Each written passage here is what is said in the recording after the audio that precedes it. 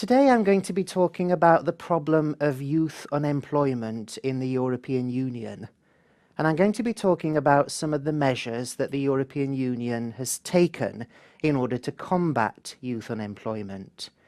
And I will use one term, NEETs, N-E-E-T-S.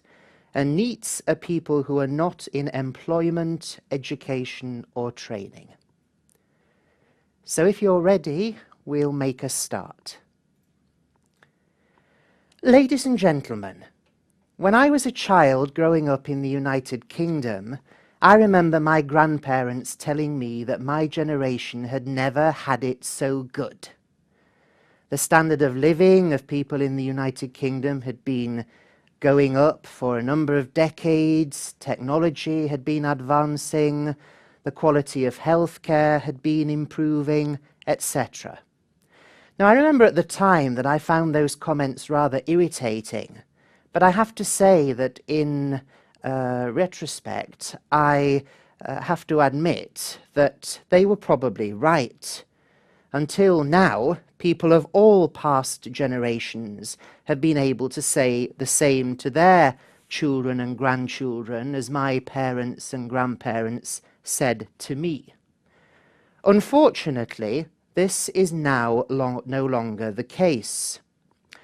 According to the World Bank, the youth of today will be the first generation of young people to experience a lower standard of living than that enjoyed by their parents.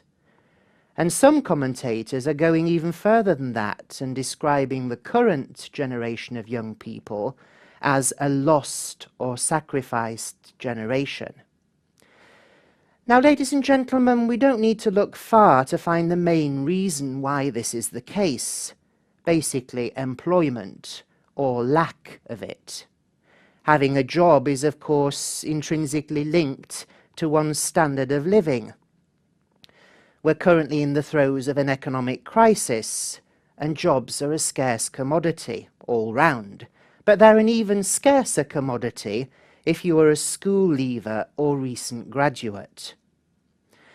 Now, my parents tell me that when they left school, at a time of near full employment in the United Kingdom, what concerned them was deciding what to do for a living, making their minds up about what job to take. And the thought of not having a job at all never even entered their heads. Conversely, the youth of today are worried that they won't find any job at all. Indeed, a survey of final-year university undergraduates in the United Kingdom has shown that as many as 60% of them do not expect to find a job in the first year following their graduation. Now, let me give you some figures to illustrate just how big a problem we have on our hands here, in the United Kingdom and across the EU as a whole. Let's have a look at the youth unemployment rate, which describes the number of people under the age of 25 who are currently out of work.